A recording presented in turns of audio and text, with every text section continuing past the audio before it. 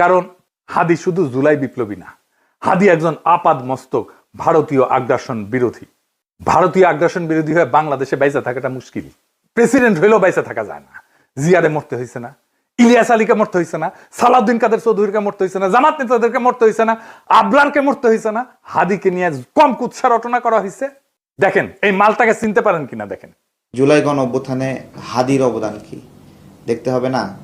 এই গণ অভ্যুত্থানের সময়ে, গণ অভ্যুত্থানের পরেও হাদি নামে কাকে মানুষ চিনত না।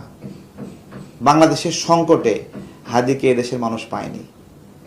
বাংলাদেশ যখন কাঁদছিল, বিপদে পড়েছিল, যখন রক্ত ঝরছিল, তখন হাদিরা সিনা টান টান করে দাঁড়ায়নি। তখন কিন্তু মির্জা আব্বাস ভাইরা দাঁড়িয়েছিল, তাদের হাজার হাজার কর্মীরা এখানে অবদান রেখেছে, লড়াই করেছে। শুনিছেন এই বাটপারকে বিএনপি কোলে তুলে রাখে। বিএনপি যা যা করতে পারে না, বলতে পারে না, এই বাটপারকে দিয়ে করায় আর বলায়।